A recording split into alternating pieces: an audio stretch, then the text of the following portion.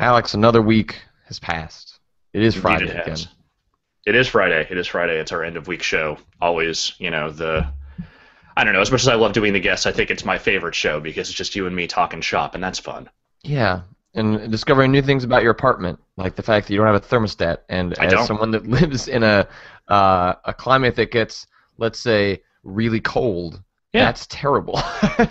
yeah. It's weird. This apartment, the heating is all like hot water pipes. I guess it's like like there's floorboard built-in heating, and it just runs hot water through that shit. And once it turns on, I can't turn that off. Like it just there's a temperature gauge somewhere in the basement, and that's when it decides to click on. And so therefore, I have no ability to adjust the temperature in my apartment other than opening windows in the hopes of trying to balance it out somehow. Do you have to pay for that, or is that just like No, included? Oh, okay, all right. that's That's a the little bit. trade-off. Is that it's cheap and it works, and obviously Mm, the apartment stays nice and warm and toasty. Sometimes a little too toasty. It's just that I can't. Comfortable temperature is not really an option during the winter. I understand. Okay, all right. I guess that if the idea that like you had no way of regulating your temperature and also were paying for that up the ass as gas prices and electric No, prices no, no, no. usually are in the winter. Okay, all right. I got you. What have you been playing this week? Well, I did play some Octodad. You did. You put Uh, up a review on the site. You I gave sure it did. 4 stars. There is a quick look as well. Hmm. Uh, it seemed like you liked the game more than I got the sense of what your review was going to be like when I first talked to you about it after you finished it. Yeah, when I first played it, I played through it last week, and I was kind of surprised when it was over because I did not expect that game to be like 3 hours long, which it is.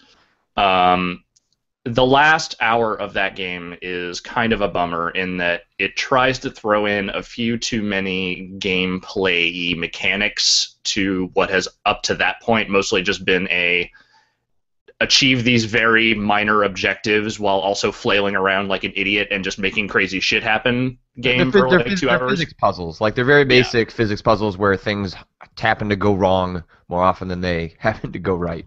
Right, and it going wrong is very much the point, and that works out well. The problem is that in that last hour, things going wrong results in more fail states than just, crazy shit happening.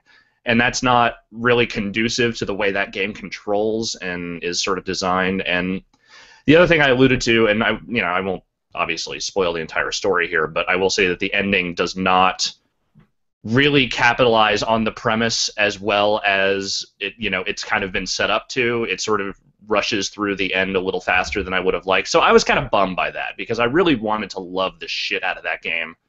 And the ending parts kind of left a sour taste in my mouth. But earlier this week, I went through and I played through it again. I spent more time in the environments, like trying to find all the different collectible ties and other things that are kind of floating around in there. And, I found some gags I hadn't seen before, and I think I just enjoyed it more because I was taking a much more leisurely pace with it. And I gotta, like when you do that and you're not just trying to like blow through it to get to the end, the gags have a little more room to breathe. There is stuff you didn't see the first time around. And I tried out the co-op mode a little bit with my girlfriend, and that was suitably ridiculous. So, I ended up coming away more positive after going through it that second time than I was, after that first playthrough. Well, that's the tough part with reviewing games in general. Like, is figuring out that pace, and then also, sometimes by the end of the game, maybe you get a better sense of what the pace of the game, wants it to be, but that Right. the pace of what you want it to be, so that you can get your job done, is a little bit different. And I imagine for a game that is it's a puzzle game, sort of, it's a comedy game mostly. Yeah. That part becomes kind of entwined. Like pacing is a huge part of comedy. And another, and on top of that, having that last bit be my last experience with the game definitely left more of a sour taste. Like when I went back and played through, I remembered some of the goofy interactions between Octodad and his family, which are really good. Like the writing in that game, it's not overwrought, but it is really funny. The exchanges between Octodad and his family are really good. The Which weird is an horns. accomplishment. Yeah. That's not many games are funny. Yeah, it does. It's good because it's subtle and it doesn't try to be too like it lets the gameplay be the super ridiculous over the top part while the character interactions are just kind of, you know, sweet wife saying some kind of weird, funny things, and then Octodad blubbing in various ways, and the kids are actually surprisingly endearing little characters, and I liked even the crazy chef villain until the end when he started throwing shit at me, and I actually had to attack dodge. And yeah, it's. I think that the primary construct of that game is really, really good. I think it just, it's a bummer that it falls off a little toward the end, but I found myself laughing a lot more than I generally do with any game, whether it tries to be funny or not. I think that's the response I've seen from a lot of folks. I haven't had a chance to play it yet. I'm hoping to get to that really soon. But there is I think that's one of the first responses is how genuinely funny and heartening the game is and charming the game is. Just because it's one thing when a guy like Tim Schafer does it, but most games when they try to be funny, it's just it's over the top like a bullet storm in which that's just gonna alienate large swaths of people surely due to taste. But Octodad, it's like, man, that game's it just seems charming and funny, and that's cool because it's also from a bunch of self-funded developers that essentially making this a livelihood, or lives or dies based on how well this does. Yeah, and I think that Octodad, premise-wise, is one of the great comic premises ever tried in a video game, and that it is not completely successful does not negate the fact that it is a really cool idea. It fleshes out a lot of the ideas from that first Octodad game, which I played again just to kind of remind myself of what it was, because I hadn't played it since, I don't know, probably like 2011 or something, maybe 2012. But and yeah, you can see the improvement, you can see what they learned and what they built upon, and I just really like that character. I think he's really cute. I like the idea that he's just so desperately wants to just kind of fit into this nuclear, human society, and desperately, is just flailing everywhere, but is trying so hard to just kind of be a really good dad. I think that's cool. That's sweet. I like it. Yeah, and it seems like what you talk about in terms of the end game, maybe reflects maybe to some extent a lack of confidence in the stuff that came before, in this idea that oh well, people are going to get bored. We've got to change it up in a way. We've got to add some more gamey mechanics, and it seems like the moment they started doing that is the moment that they kind of lose a little bit of what makes the parts before it so great in the first place. Yeah, I mean, it feels like they really wanted there to be a significant conflict at the end of the game, and the way they went about it was, like you said, to just kind of try and throw in these more traditionally gamey elements to it. I think there's a way they probably could have built that conflict without forcing you to platform jump and deal with attack dodging that just doesn't really fit with the control scheme that they've built out for that game.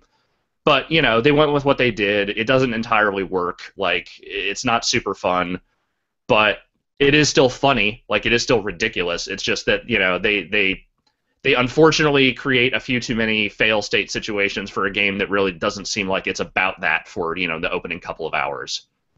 Yeah, it seems like, if anything, the game, from the bits I've played and seen, it's more like you should be rewarded for managing to wrangle this creature and perform better, as opposed to being punished for the game sort of, being out of control and messing things up. So it seems like they kind of reversed that in a way that wasn't very fun. And the moment you said stealth, I was just like, oh no. Oh no!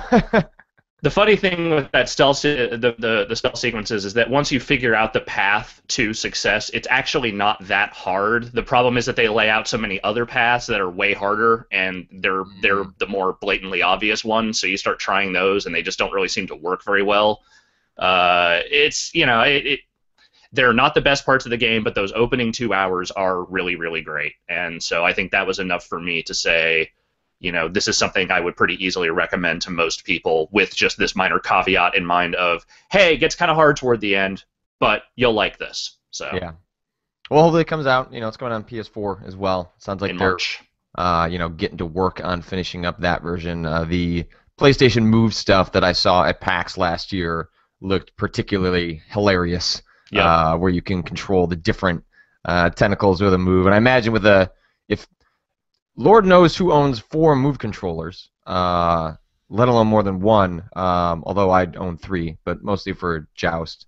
I'm guessing the Johann Sebastian Joust developers have 4 move controllers and maybe Yeah, but like co-op with a bunch of move controllers sounds completely ridiculous. Because the yeah. co-op in that game sounds crazy as well. Because the idea that you're all just controlling one of his arms, so you're kind of working together, but mostly probably just wanting to kill each other. It so barely works, but it barely works in the best way possible. Is how I would describe it. It's just functional enough to where you can do what you need to do, but you're already flailing around when you're just one person. When you have 4 people and you're trying to coordinate, I imagine that's just complete insanity. Yeah. And then the complete opposite end of the spectrum, I've been playing the Banner Saga, and that game is holy shit. That game's a bomb. Laughs a minute, right? Man, you weren't joking. Like there's, without giving away what occurs, like there is just this general sense of in that game, uh, don't get too attached to anyone because the game will find a way to kill them off at any moment, and it's unclear when these moments occur. They all occur outside of battle. So in Banner Saga, during the combat moments, nobody permanently dies. They just become injured, and then you have to sacrifice days on the road to rest in order to bring them back to fighting strength. Otherwise, or to full fighting strength. Otherwise, if they go into battle injured, they go in with less strength, which can be a big handicap at a particularly tough battle. So the actual character deaths occur during the sort of Oregon Trail traveling sequences in which you are engaging in dialogue trees, and oh no, this horrible thing is about to happen. Make one of 3 choices, like shoot an arrow, or go and grab the person, or wait and see if it works itself out. And you pick one, and it seems like every time it's the wrong choice, or maybe I'm just bad at it. I think you're probably okay. So here's what I'll say: is that I only lost a few characters over the course of my journey. Some of them were, characters that were seemed central to the story, but maybe were not. I don't know, but I think it's good if the game can present that, though. Like if it can kill off characters in a sort of Game of Thrones style, where it's like, oh well, this game can't keep going without those characters, so they're safe. In the way Game of Thrones will just kill off main characters. Nobody is safe. Yeah, nobody is safe. It is very much like Game of Thrones. It's just don't get too attached because it's gonna bum you out. Yeah. So, and I think I lost less characters than you did because I only lost a few over the course, and then there were definitely some decisions where it seemed like there was no right answer, like someone was going to die no matter what, so you just kind of have to pick your poison. But there are opportunities to save some of those people, I think. I definitely went back over the course of a few chapters and replayed them, making some different decisions, and that resulted in a few different situations in terms of who made it and who didn't. But primarily I played through that just like if someone died, someone died. That was that. I wanted to kind of live with my consequences as much as I could when I was going through that initially.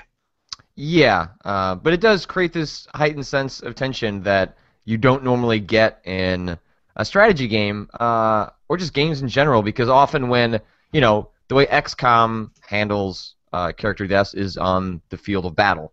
The way Fire Emblem handles character deaths is on the field of battle. So it puts the onus on maintaining characters being as a part of your story on the player and the strategies they employ and the actions that they take and the decisions they make. Right. Whereas Banner Saga says, look, just enjoy the battle parts, employ your strategy. We'll give you consequences for playing poorly in a different way, but you'll keep all of your characters, which I think is fundamentally different than how most games handle that, and I think is really interesting and makes it because when it happens in battle, it's a binary sort of outcome. Either you help them survive and they live, or they die on the field and they're gone. Whereas in these dialogue choices, you don't have a good sense of what's going to happen. It feels like you're making the right decision, but I've been punished 2 times in a row, and at this point, I have zero confidence in my decision making. I might as well just close my eyes and just pick number 3. But Patrick, sometimes there is no right decision. Sometimes even the best decision still results in abject misery for people. I think that's what it's sort of trying to hammer home, is that you can try and be the best leader you want to be, But sometimes you just have to do things that result in a lot of bad shit happening to good people. There's nothing you can really do about that. That's true. And one of the characters that sort of becomes the leader, there are sort of two campaigns or two storylines happening concurrently, and you're kind of swapping between them in the chapters, and very much so one of the sides is about someone being thrust into a leadership role, and I think they end up kind of casting that character as the player, where this person is not comfortable being a leader, doesn't really like the idea of having to decide who lives and who dies, and when you should be sacrificing resources or telling people to F off. So as a result, it sort of transposes some of the anxieties of you as the player onto this character, which is nice. It is nice that like you're not playing as a guy who's like, I know all the right decisions, and then you're just the bumbling buffoon of a video game player, just like, no, retreat. No, and I think that's what struck a chord with me with that game, is that the as much as the writing does get really heavy and really, it can be a real bummer as far as, the situations that you're kind of thrust into, and the nonstop just sadness from everybody around you. I think it does a really good job of making, the character identify, or the player identify with the character that you are, ostensibly controlling. I felt a little bit less that way about the Varl character that is also supposed to be kind of the player's perspective, because you kind of lose track of him for a while. And there are definitely some spots where it seems like the stuff you're thrust into is a little overwrought and uneven compared to what the actual situation appears to be. But mostly, I would. Apart from like some weird dialogue here and there, I thought the writing in that game was really strong. And I've seen a lot of people make. I don't know. I'm curious to see what you think. A lot of people commented that the battles in that game are not really that deep or interesting. And that's something I noted in my review, that there's not really a lot of variance in the combat. But I also got the impression that the combat was meant to be more like a much more fleshed out version of the hunting mechanic from Oregon Trail. It's like you go into battles because you have to, or because the story dictates it, maybe. But most times when you go into battle, it's just because you happened upon some dudes and you just got to kind of fight them off. There's really only one boss fight in that game to speak of. But I didn't mind that so much, because it took me a while to learn the battle strategy in that game, to kind of just get out on the field and learn like what some of the best tactics are to actually win in a fight. So I don't know. That didn't really bother me as much. I'm curious if it bothered you much at all.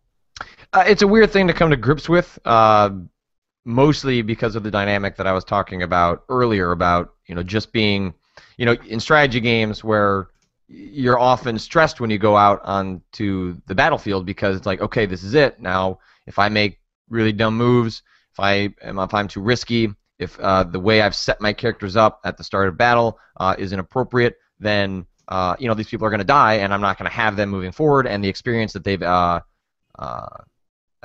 accumulated, yeah, there's the word. Over the course of the campaign, it's all going to be lost. But so far, at least on the normal difficulty, all level 1 guys, you can kind of make do. Like you're gonna, if you have more leveled up dudes that you've promoted, obviously they're going to be more key. They can act more tankish, especially if you have the bigger guys that can kind of rush in there and have 3 guys hammering on them, and you can just have other guys from other sides ticking down their armor. But I have found myself getting less and less stressed about the game as I go forward, at least in terms of the battle, because there just isn't a whole lot of risk involved in it. And I think I quite like a lot of what the Banner Saga is doing, but it really does feel like a lot of first takes on ideas that hopefully will be a lot more interesting going forward. Like, for example, there's battles that will just kind of come up. Some of them are optional.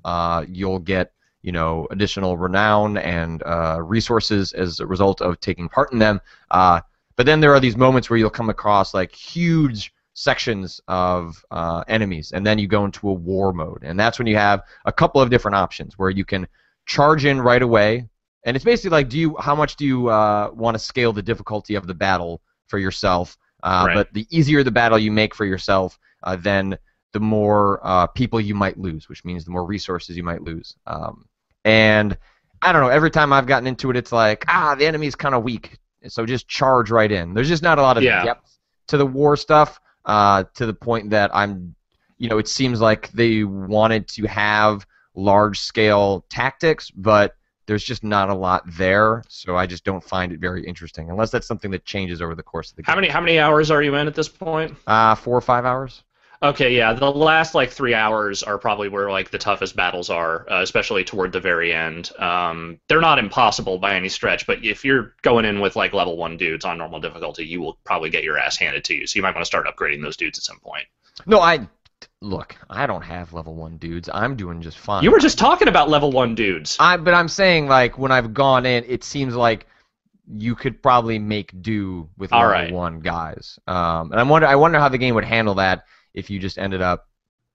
Well, they must just like assume, like, the game must scale in a way that certain characters, like, they're not going to kill off everyone. And don't spoil this because you obviously finished it, but like, I have to imagine they're taking that into account, where they're like, you're not going to end up with level 1 characters by the end. Like, just through brute force alone, you will end up with some leveled up characters that can act in certain ways by the end. But you're not going to end up with like all your built-up characters gone. No, like you will probably still have some people left over, provided you don't make the literal worst decisions every single time. Right.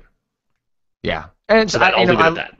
And I do like some of the moral decisions that come up basically have no impact on you. So it's purely just like, what kind of character do you want to play? Like, for example, you'll come across a village that you don't have to save, but even when you do save it, those people need to go back to a major city, and it's up to you whether you want to just tell them, hey, go on your way, or do you want to send an escort with them. But if you send an escort with them, then you're losing fighters that you need for the war sections of the game, and there's no real benefit for you to do that. It's not like they're able to offer you anything, and I guess maybe you can think that that'll pay off down the road. Like, for example, I had a character last night that said, and it was one of my leveled up guys, he's level 3, and he said, and I think you can only go up to level 5, right? 5 is the limit. He was like, hey, I want to go back and escort them back, and I was like, but you're a level 3 dude. Like, you're really good. Like, I enjoy having you on my team. But I let him go. And I don't know if I'll get anything in return for that, or he'll just show up at some point, or that's just like, hey, do you want to be a nice guy? So I guess I chose to be a nice guy. Well, I'm not going to tell you what happens there, but what I will say is that when I did similar to you when I played through. I kind of role played it more as what would I do in that situation? Would I let that guy go? Would I make those hard decisions? Like, how would I make those decisions? And I think that the game gives you a nice array of ways to go about that. So it's good stuff. I'm looking forward to the sequel. But like you, I do hope they flesh out a lot more of those ideas into something a little more interesting, because I feel like another 10 hours of just that isn't quite enough to justify a sequel, other than the fact that the ending completely falls off a cliff, which you'll see. Yeah. I like, again, so the Banner Saga is a game I really like. I'm enjoying it, but I think it's a solid foundation that I really hope they do a lot more to the tactics and the mechanics and flesh out those ideas, rather than just that, like you said, for another 10 hours. Because especially because there is no real consequence for your characters dying in battle, except for the resources. And I'm sure that, if I keep my guys die, I'm sure I'll get resource constrained near the end. Yep. I'm not doing that, but I could see that being how they would handle that. As despairing as this game is, there's just not as much to the combat as I would like. So whether that's adding more tension with what happens to your characters, or if that's just additional layers of depth, because I think that the armor health dynamic is interesting, but that is sort of it. It's not enough on its own. Yeah, like, you've got some characters that make it interesting in how you're going to set up and lure different enemies out. Like, for example, I've got an archer that can put hot coals on the ground, and if enemies walk over that, they'll take strength/health, which are the same thing in the Banner Saga. They'll take that kind of damage when they walk over it. But more than likely, enemies will walk around it. So one of the layers of depth to the Banner Saga is using the pathfinding of the enemies to lure them into the spots that you want. Because one of my guys and one of the Varl, who are like the giants in the Banner Saga, has an attack that does I think 8-way impact. So if there are 4 enemies around him and he's been leveled up sufficiently, he can hit 4 enemies at once with this attack. It's not the most devastating attack, but he can take off like 2 health per guy, and that's 2 against 4, which is significantly can help in a battle. So there are those situations that I feel like come up like maybe once in a battle, and then at some point it's just a matter of like putting my tanks forward, letting them chip away at the armor, having support characters kind of come in and do what they can, and then it just becomes a bit of a war of attrition with my tanks until the battle's over. Yeah, I don't think I had a single battle where someone didn't end up going down with injury at one time or another. And I'm sure there are people who are like, whatever, man, you just weren't strategizing right. But yeah, at a certain point, you just have to realize you're going to lose some dudes, so you just have to build around that to a certain degree. Yeah, like the guys I normally end up losing are like one tank who just everyone decided to focus on, so he just became sort of the focus of everyone whacking away at him. So I always try and position that as my guy who can last basically 10 turns of just like concentrated hits, which allows you to take down everyone around them. Or you've got your archer kind of hidden off, and then at some point some guy says, I want to go whack them, and your archer just does not have much health. And if they decide to, so one of the other parts of the Banner Saga is that when you attack, you have something called willpower, which are represented with stars, and you can add willpower to an attack to do more damage than usual, but those run out and only fill up when enemies are killed on the battlefield. So you'll get one guy who decides, I'm gonna go hit your archer, and it's like, well, he's dead in one hit, so later, archer, and that happens. But yeah, I am enjoying it, and I'm looking forward to getting to the end, and then maybe playing this game called Jazzpunk that comes out soon. But I don't think we can talk about it. We'll talk about that one next week. I'll have some words on that game next week. I bet you would. You would.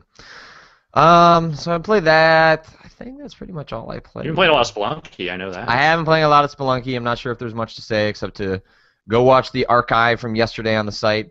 I think we are nearing the end of that feature. I'm sort of setting up that feature at least to the length that we're doing warm-ups and also the daily challenge. It's a significant part of my day to set that up, record that, archive that. It really takes away from doing other stuff, which I really enjoy doing it, but I can't do it forever. So I've sort of set the end date on that feature to be defeating Yama, who is the second secret boss in that game. And without spoiling what happened yesterday, we are on the path to marching through hell and taking that dude out. But the way we got there yesterday, someone's watching out for me. Someone's watching out for me when I play that game. And that man is Coach Temkin. Yeah, he is watching. Although I do much better when he's not around. So maybe I think I learn my lessons when I'm near him, and then I'm calm and able to apply them when he's not around. But I'll be going to the office today. And probably streaming with him a little bit later. And then I don't know. I'm not sure. People have expressed maybe interest in turning that feature into maybe me just banging my head against other roguelikes, which I think could be fun. I've heard a lot of folks talking about La Mulana, which there's a sequel on Kickstarter right now. But La Mulana is essentially described as a Spelunky Dark Souls hybrid, or Dark Souls 2D. Which sounds interesting and stupid and crazy. And then maybe this could just turn into Patrick and Alex keep saying, hey, we're going to play Risk of Rain. Maybe that's just where we play Risk of Rain. I would be cool with that too. I'm into that idea. See? Let's do it. See, look at me figuring it out. So I think we're going to play that. I could just have a whole nother week of just no progress. That's absolutely possible. That happens in Spelunky. But I'm thinking there's probably at most another week of that in me, and that I might still record my daily challenges, but just purely jump in, do the daily challenge, and I might do that in evenings outside of Giant Bomb time. So we'll see. But we are on the path to Yama, where we shall dine in hell. That's all I've been doing this week. What about you? Anything else? I've been setting up a couple of games for some more Bombastica stuff. I've been reviewing some other games which are, currently under embargo. I still haven't finished Broken Age because I'm an asshole, but I'm going to. I'm literally like just like that close to the end. I just haven't done that last bit that I need to do. I'll say this about Broken Age. I take back what I said before, and I mentioned this to you on IM when implying that you should, try and get on finishing it. Is the game has, I think, an excellent cliffhanger / ending for its Act 1. It comes full circle in a way that is completely unpredictable. I did not see coming, and is really wonderful. And my mouth was on the floor. And you need to finish it. And it makes me pleasantly surprised as someone that has not followed that game's development, because I just don't back gaming Kickstarters. Right. That when they had to make the decision to turn it into 2 parts, they were able to find a really clean way to do that, because they totally did. Cool. Yeah, everyone has said the exact same thing to me, so I am very anxious to see what that is. And unlike you, I don't back gaming Kickstarters either. I only back Kickstarters for RoboCop statues and books on wrestling video games. That's it. Oh, so you mean you have ethics? Yeah. Is that what that is? Yeah. That's what they taught me. That's what they taught me at school. Huh. Okay. Yeah. Sure. Hey Patrick. Yeah. There's been some news this week. There has. There's been some stuff going down. Especially been some Nintendo news this week, which you've read about. There has, yeah. They so after we heard about Nintendo's financial results, which were not good, they had promised they were going to outline a strategy going forward. This past Thursday, there had been a report in the Nikkei. I don't know how to pronounce that Japanese. Let's go Nikkei. Nikkei, that sounds right. Japanese newspaper that has a good track record of reporting on Nintendo. We're not talking about a Nintendo fan site. We are talking about a legitimate Japanese newspaper that has reported on Nintendo's internal doings in the past. And they had suggested Nintendo was going to roll out a strategy that included putting out mini games on smartphones, tablets, phones, all that whole thing. Basically, platforms that were not Microsoft and Sony made. But Nintendo was going to produce stuff for that, and that didn't happen. They might be doing that, but they did not disclose that at their investor meeting on Thursday. Instead, they promised. I guess the big reveal was that they're going to do a big health initiative that's going to roll out in 2016, but there will be new details of, or maybe that's fiscal 2016. It's a little ways off. So, 'cause that's a long way off. I may not be fiscal 2016, which means it would be next year. But in any case, it's they're going to reveal it later this year. It's not going to be a wearable device, so it's not sort of the hip new trend in the tech industry of smartwatches and things like that. But I can see where they would look at the success of Wii Fit and think they could apply that more broadly. But they do need to have their hands in more cups in order to allow some things to fail so that the other things can make up for it. But, that's not really an exciting announcement. We don't really know what that means. And everything else was just doubling down on what they've already got. They're going to put Nintendo DS games on the Wii U as part of a virtual console lineup. Sure, why not, I guess. Yeah, that could be cool. Yeah. I don't think that's really the kind of thing people would buy a system for, but, sure, that'll make the people who already have them happy, I guess. Yeah, there's Mario Kart 8 is coming out in May. They are doubling down on the gamepad. They have Miyamoto assigned to working on, I guess, a new IP that is going to make use of that. So they're not giving up on the Wii U, and they're not doing a significant price cut. And I'm trying to see if there was any. Let me look at the. They are going to look for new licensing opportunities for their characters. Yeah, I guess the feeling there, they specifically said that, that doesn't mean that Mario is going to show up on an Xbox, but my guess is that they feel as though their characters have lost a little bit of the spotlight. Mario used to be, and still remains, an extremely popular character, but he used to have visibility on the level of Mickey Mouse with children. And I think Iwata did say specifically one of the things they had failed to do was connect with the youth in a way that they had in the past.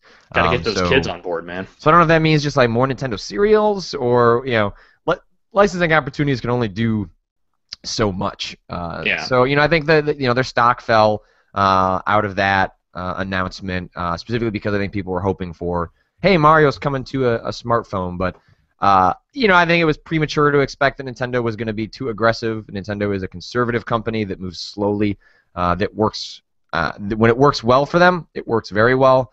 When it doesn't work for them, it works very poorly, as we're seeing now. But I don't know. What do you make of all this stuff? It all just comes off very cautious. It comes off, like a lot of half measures. But again, I hate armchair trying to determine what is the right or not right move for Hmm. Nintendo. I don't like trying to assume that I have better business acumen than the people that are running that entire company. But doubling down on the gamepad makes sense if you're not going to, move on from the Wii U anytime soon, and it sounds like they are not. So I guess that they really don't have any choice but to do that.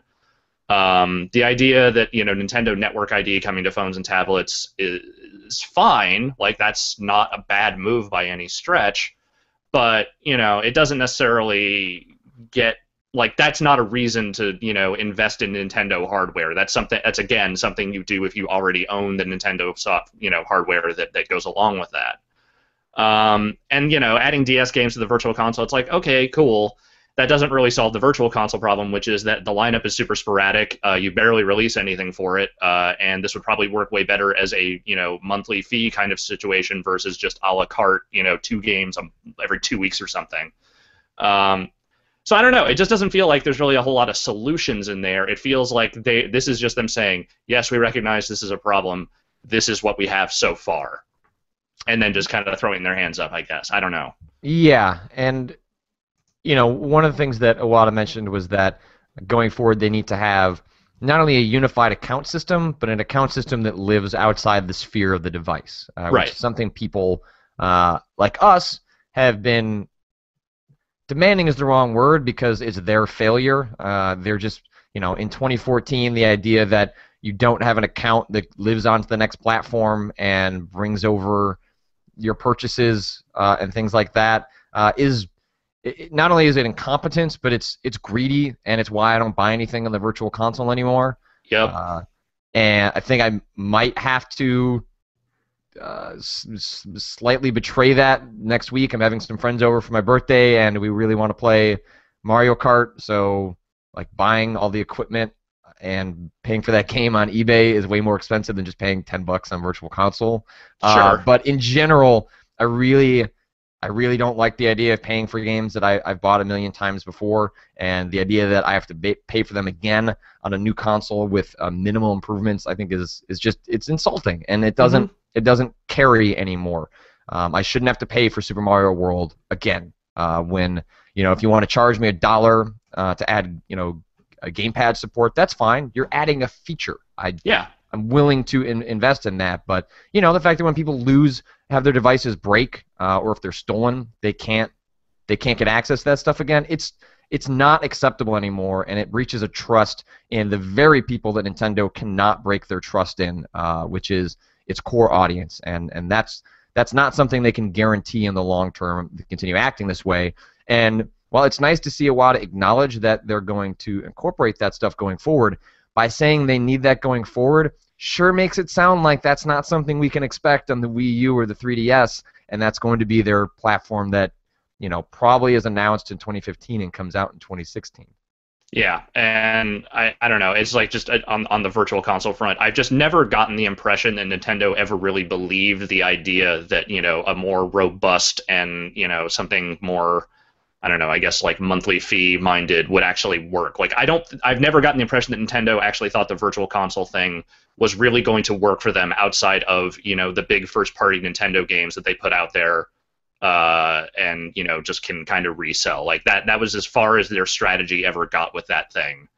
And I don't know, maybe they have a reason for thinking that, but just adding DS games to their already kind of shitty release schedule for the Wii U Virtual Console is just, it just doesn't solve anything. And I guess that's my problem with a lot of these things that they're talking about, is that none of them on their own seem like they're really going to solve any problems. They just seem like things they are saying they are doing because they know they have to do something.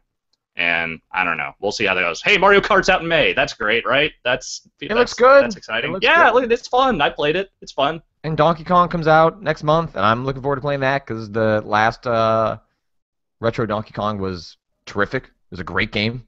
Yeah, So I'm looking forward to playing more of that. And I think at this point, Nintendo has to double down on the Wii U. Like the idea sure. that when we talk about breaching trust, the Wii U is not sold to the degree that they wanted or anyone wanted. But the idea that you would just drop that platform and move on, that I think that would be a worse way of handling. That might make Sure. investors happy, but that wouldn't make me happy. That wouldn't No. make the other people who have bought that in the good faith that Nintendo is going to deliver quality games for a couple of years for it. So, even if we end up hearing about what they're doing next year, I would like to at least hope that the Wii U will be, a 3 to 4 year platform that gets, at the very least, Nintendo's commitment of high quality games, 2 or 3 times a year. And you know what? That's okay for me because I went into that machine thinking that's just make that what you're going to expect out of a Nintendo platform, and if you get anything else, that's gravy. And it sounds like they're going to continue to do that, and that makes me as a Wii U owner happy, even if that's not going to change the fate of the company. Yeah. Again, the Wii U is as a system, is not the worst thing in the world. Like I think the gamepad has its moments. I think that there are great games for that system so far. We're a year and change into that theoretical 3 to 4 year hardware cycle there. So there's still plenty of room for them to do good things on it. It's just the issue now is just getting people to pay attention, and I don't think any of the changes they just described are going to get people who weren't paying attention to do so. That's just my look at it. I mean, you've got one of the other pieces of news that came out this week, actually this morning, or I think it might have been yesterday afternoon, is that Arkham Origins is having its story DLC canceled for the Wii U. Due to lack of demand. And so Nintendo is offering refunds to folks that purchased that, even though they bought a season pass and some of that content was already delivered on the Wii U. So they're basically getting that for free. Yeah, Nintendo's offering refunds on the season pass as a whole. And it's like at the point that companies that have already released their games on your platform and are bailing out on the engineering effort to produce the DLC, like, whew, that's bad. Yeah. That's bad. Well, there's no way to spin that. They're already in a bad way with third parties, and having situations like this where you put out a game that I'm to understand sold reasonably well on the regular platforms. Having these situations where a friggin' Batman game can't drum up enough interest to even get enough people to to make it worth developing the DLC for it is just that's further down that rabbit hole. That is not climbing up out of it. That is you are getting in a worse situation with third parties when stuff like that starts happening. Yep. Well, that's Nintendo. I am sure. My guess is we'll be talking about them quite a bit in 2014. It is. Yeah. Seems like it's going to be their roughest year in a long, long time, and there aren't many indications that's going to change anytime soon. Nope. Speaking of rough years, okay. Some news broke earlier that Don't Nod, the developer of Remember Me, which was their first game ever. Well, initially the report said they were going into bankruptcy. They had gone into redressment, something in French. Which apparently is their equivalent of part of the bankruptcy process. The update said, at least in a statement from the studio, says they are not actually in bankruptcy, but their financial difficulties are not at the point where the studio is in danger of shutting down right away. They are resizing the company somewhat, and that they apparently have a partner lined up for whatever their next project is, or at least they are in the final negotiations of with a partner. But regardless, the fact that they are in some financial distress maybe is not surprising, because I don't think Remember Me sold particularly well. I know I think it was frequently downloaded as part of the PlayStation Plus deal. But it was not. I don't think has that happened yet. I think this maybe I'm totally high on that one. I don't know, but yeah. Remember Me is part of the February PlayStation Plus stuff. So maybe that'll get folks a little more interested in it. Not that it really matters at this point. No, because I don't know. Other I than it mean, being a cool game, like, theoretically on paper, as we I'm talked about on imagining Monday's show.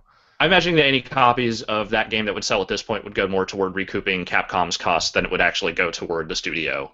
Just knowing how some of those deals tend to go with Right. first-time studios. So, regardless, it's a bummer because Remember Me, while not perfect by any stretch, and in fact kind of irritating in some respects, was a really cool first, kind of an initial vision of what that studio could be. Like it had some really good ideas in it. It had certainly some features that were very much worth lauding. Um, I don't want to see a studio like that is at least trying kind of crazy shit that whether it works or not is at least interesting. I don't want to see them suddenly fall into disrepair just after one game. Yeah. I would love to see those guys try to do some more stuff and see what else they can come up with. So I'm hopeful that this is not as bad as that initial report said, and that what they are saying now is correct. That they have another publisher lined up for whatever it is they're going to do next. I want to see it happen. I want to see more from that studio.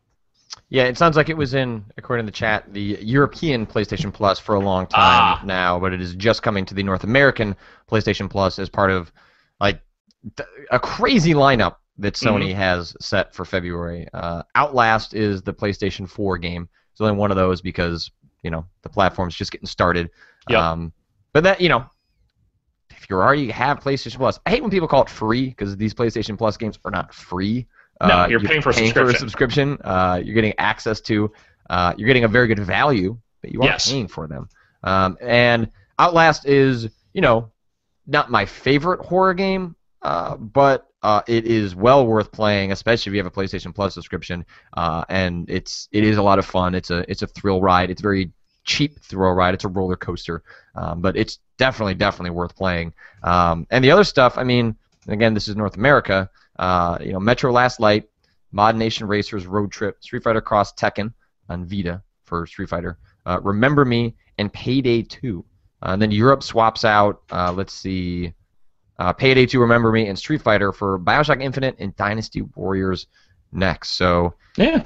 I mean, Sony, they are, as soon as they introduce that, the on-demand lineup for PlayStation Plus, it has completely turned around that service in my mind, and they continue to make good on that in a way that Microsoft is only doing the baby steps of right now, and really baby steps. Yeah.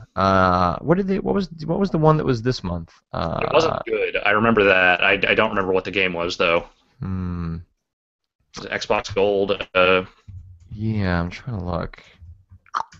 Last month it was Sleeping Dogs, which is a good one. That is a good one. And Lara Croft and the Guardian of Light, which nobody played, but is an excellent game and actually might be better than the most recent Tomb Raider reboot. I don't know. That game was that. awesome. That game is awesome. That game is awesome. I don't know about that. I think we might disagree. I don't know. Whatever. I don't know what it is. I can't find it. Someone says Dead Island is the rumored next one. Okay, that game's good. Yeah, the original Dead Island. It's not bad. Especially because in the pseudo sequel that's coming out, they are taking out the best part of Dead Island, which is the analog stick combat, because those people are monsters. And I don't know why they would take it out of the game, especially when it was in earlier builds of the game. Maybe it just didn't work. I don't know. Sometimes you change the mechanics and stuff just doesn't work anymore. Brad and I were the only ones that liked that. But just totally random thought that just went through my head when you were here talking about some of those other things. Have we heard anything about Tekken Cross Street Fighter in the last 2.5 years? No. Yes. Okay. Yeah, but I don't know if it's anything significant or anything more than just sure we're making it. I'm not sure. Yeah, that's a good question. Sure they are. They have other things going on. Whatever. News-wise, pretty much what I had. There's also a Sly Cooper movie coming, so yay! Yeah, sure. It's the same studio that's making the Ratchet movie and made that CG Heavenly Sword movie, so they obviously got a bulk deal from Sony, I guess. Yeah, I guess so. Plants vs. Zombies Garden Warfare split screen mode is exclusive to Xbox One. That sounds like a really hot exclusive. FU, PopCap, and Microsoft? That's not how you should dole out exclusives. That's not really lame. Yeah, pretty I'm much. not usually one that poo-poos exclusives because it's part of the game. That's how you get people to stick to your platform. But that's come on. Be a Yeah, little more creative. it's That's just just stupid. insulting. It's stupid. I don't. That really It's bothers me. stupid. You're right. You're right. And then there was this other thing that kind of got people in a tizzy earlier this week, that the Microsoft Store is offering a $100 credit for not only a trade of an Xbox 360, and this is all towards an Xbox One, but also a $100 credit for a PlayStation 3. So, if you're gonna do something like that, I guess good on them for accepting a PlayStation 3 as well. Yeah, makes sense. I won't do it because obviously I already have an Xbox One, so I can. I actually have two PlayStation 3s, and I should probably get rid of one of those at some point, but that is not how I'm going to end up doing it. I will probably sell it on Craigslist. Yeah, I've only got one. Well, I've got like a half working 60 gig that Yeah, apparently I can sell on eBay and someone would still want because it won't really play PS3 games, but it will play emulated stuff. right. Or at least I didn't have any problems with that. So I might just sell that at some point at a loss. But I'm gonna play Dark Souls 2 on my PS3 because it sounds like the PC version is a ways off. Yeah, And I have Walking Dead still on my PS3 because it doesn't sound like that PS4 version is happening anytime soon, yeah. if at all. I've still got my PlayStation 3 Fat from launch, which I use obviously to play PS2 games when I need to as well. And then I still have the one I bought my girlfriend, the Slim, like 3.5 years ago, Mm. for Christmas, and she doesn't really want that anymore, so I'm probably just going to sell that for her at some point. Yeah. Oh, I got to keep that fat one around because it still plays games I still have on a shelf. So right, right. Also, just a PSA. Sounds like Zelda Four Swords is free on 3DS right now ooh, for this weekend. If you didn't redeem it, I think the last time around that it was free. But that's in North America only. But you should grab that game. It's a good game. I haven't played it It's since it good. came out, but I remember liking it. Yeah. If any folks have any questions they want to drop in before we close this down, Hmm. um, let's see. Let's see if there's anything in here right now. Someone Uh, said that Killer Instinct is instituting a jail system for players that disconnect too often. I kind of love that idea. that's great. I Yeah, wonder how that looks to those players. Let's see what that. Let's see if I Google that really quick. Killer Instinct jail. I love jail. That's great. Here's a GameSpot story. Here's how it works. After their first 10 matches, a ranked match player will be shipped off to jail if they notch up a 15% or higher disconnection ratio. When in jail, players can only fight against other jailed players, with first offenders forced to slug it out with the other naughty fighters for 24 hours. Naughty fighters. The length of punishment will be increased by 24 hours every time a player is sent to the Killer Instinct jail, with a cap of 5 days. After serving time, players are released back to the normal players, but will be sent to jail again if they disconnect a match while the percentage is still higher than 15%. Any match that ends with a player being jailed will count as an automatic loss for the disconnecting player, Double Helix adds. That's fantastic. I think that's That's smart. great. I love it. I'm way into that idea. I I love would it. probably still be playing Mortal Kombat online every now and again if it had something like that. Most people are going to hate this, but I'm going to bring it up because Hammond of Texas is asking, who do you got your money on in the Super Bowl? Ooh, um, That is this weekend. it's really for me. It's going to depend on the weather. If it snows at all, I'm going Seahawks. If it stays cold but clear, it's kind of 50-50 for me. I feel like obviously the Broncos offense is way, way better than the Seahawks offense. Like the Hmm. Seahawks offense is Marshawn Lynch and not much else. Yeah, Um, don't really have but receivers. but that defense is really good, and Denver's defense has been up and down. So it's not you're not really sure where that's going to go. I'm Yeah, I'm yeah. I'm, The only I'm problem with the rooting for Seahawks the is that they Seahawks. can, like for like I'm rooting for the Seahawks too. I don't this the boo-hoo for Peyton Manning.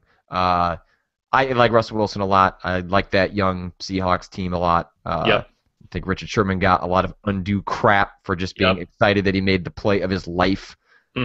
against a notoriously. Everyone talks crap in the NFL. Like, Like we're just forgetting suddenly that Deion Sanders played in the NFL. Like yeah, really? yeah, Like come exactly. on. So I like that Seahawks team, and I feel like they're the underdog, but it is the problem for them is just you can shut down two receivers on the Broncos, and Peyton Manning still has other options. It's mostly I think for the Seahawks to win, Peyton Manning has to have a bad day. Yeah. and or at least a mediocre day. And And let me tell you, that's nothing would that's make a tall me order. happier. Nothing would make me happier than him having a bad day. I'm sure for Eli Manning, nothing would make him happier than to watch his brother have a mediocre day in his stadium. Yep. I my only regret for San Francisco not making it, like I think Seattle pretty much outplayed them and deserves to be there. The only bummer for me is that I really wanted to see Peyton Manning, the old man robot, lose to the world's first yellow swag quarterback. I thought that would have been really fun to watch him lose to the equivalent of some punk teenager. Like, that would have been great. Drive a bomb on ass. Alex, what's your thoughts on CM Punk leaving the WWE? Oh, Jesus. Yeah, I don't want to bog us down too much with wrestling talk here because, We'll close it out with this. We'll close down this. We'll bog it up with some wrestling talk and bring this show to a close. So just to really quickly recap, earlier this week it was not announced anywhere officially that CM Punk was leaving the WWE, but it has been reported by all the online dirt sheets, as they were, that he is gone. He left after Monday Night Raw and just said, I don't want to do this anymore. Apparently he had been frustrated for a long time with how they were using him. He's been injured on and off for the last year or so. So it's it was a culmination of factors, I guess. Now the question do some people still have is this all part of some grand storyline that they're doing? Are they getting super meta with this shit in a way that they have never tried to do before?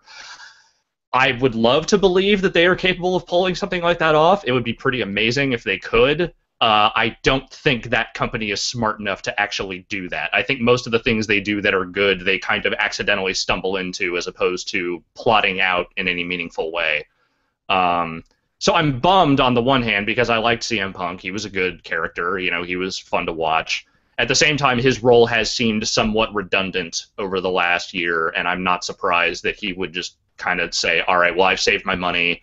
I'm tired of getting beat up all the time and doing nothing interesting, so I'm just going to leave. It sucks, but it's also kind of emblematic of the state of affairs in American professional wrestling at this point, I guess. I saw this through osmosis, just like someone mentioned on Twitter. Maybe you might have something you retweeted or someone mentioned, but did the official WWE account stop following him on Twitter, and that was taken as an indication that maybe this is for real? So hilariously, yes, that did happen, and the fact that places like TMZ and other, actual news outlets were reporting it certainly had something to do with it as well. The other hilarious thing is that the day it happened, the WWE shop account posted the new CM Punk merchandise literally hours after that story started hitting. So they're still selling the merchandise; they're just taking him off all the events, I guess. All right. Well, what are you up to this weekend? What are you gonna try and finish Broken Age? What else do you got on your agenda? I'm gonna finish Broken Age. I'm gonna play through a review game that I've already finished again for fun because I like it. I'm gonna watch the Super Bowl, obviously. That's kind of it. Nothing too elaborate planned out. What do you got coming up? Yeah, I'm gonna try and make it through the Banner Saga. So how long did that take you? Just under 10, so like 9.5 hours. So I'm about halfway through. I think if I put in 2 sessions over the weekend, because now that I'm on the West Coast, the Midwest, the Super Bowl is not till 5:30, so I get all my Sunday to myself before I have to go to someone's house for that. So I'll probably try and finish the Banner Saga, and then probably I want to move on to Republic, and I want to Republic. I'm never gonna get that right. Yeah. So I want to play that, so I'll probably move on to that after the Banner Saga, and then Jazz Punk and Octodad. So at least a lot of short games, a lot of games that won't take up too much my time going forward. But that's gonna do it for this show. We'll be joined on Monday by Mike Biffle, the designer of Thomas Was Alone and the upcoming stealth game Volume. He is a super funny guy. You should follow him on Twitter. He's always got an opinion, and he's very entertaining. So he'll be joining us on Monday, and I guess that's a show, Alex. That is indeed a show. Have yourself a nice weekend, and happy Super Bowl, friend. Yeah. See you, Alex. Ow.